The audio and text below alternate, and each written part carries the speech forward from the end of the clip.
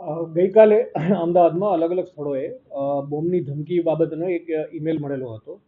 જે બાબતમાં અમદાવાદ સાયબર ક્રાઇમે ગુનો રજીસ્ટર કરીને આગળની તપાસ હાથ ધરી હતી. જ્યારે બોમ્બ થ્રેટનો જે 3 જગ્યાએ મેલ મળેલો હતો. એક અમદાવાદ મેયર ઓફિસ, એક સીએમ ઓફિસ અને અમદાવાદમાં જે આરએસએસ ઓફિસ છે. આ ત્રણેયને બોમ્બથી ઉડાવવાની ધમકી ભરેલો મેલ હતો. એટલે સ્થાનિક પોલીસો અને અલગ-અલગ ટીમો દ્વારા જ્યારે આની તપાસ કરવામાં આવી તો એવી કોઈ બી હકીકત ત્યાં જાણવા મળેલી નથી અને આ એક જે મેલ હતો એ એક હોક્સ બોમ્બ થ્રેટ મેલ હતો.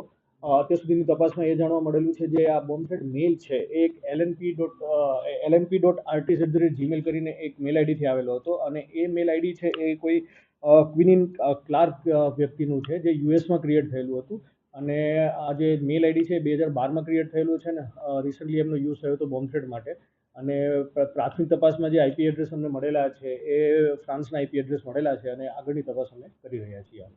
કયા મુદ્દાને લઈને ધમકી આપવામાં આવી હતી? ખાસ કરીને ખાલિસ્તાન સમર્થિત આ મેસેજ હતો. અંદર શું ઉલ્લેખ કરવામાં આવ્યો? કઈ વાતનો બદલો લેવા શું અંદર ઉલ્લેખ છે મેલમાં? આજે ખાલિસ્તાન સમર્થક પ્રોપાગેન્ડાને આગળ વધારવા માટેનો જે આ મેલ છે જેમાં 3 ઓફિસ મેં ડિક્લેર કરી છે એમાં ઓપરેશન બ્લુ સ્ટાર અને એમનું રિવેન્જ લેવા માટેની વિગતો આપી અને બોમ્બ થ્રેટની ધમકી આપવામાં આવેલી છે. આગળની તપાસ કઈ દિશામાં રહેશે આ મેલને લઈને?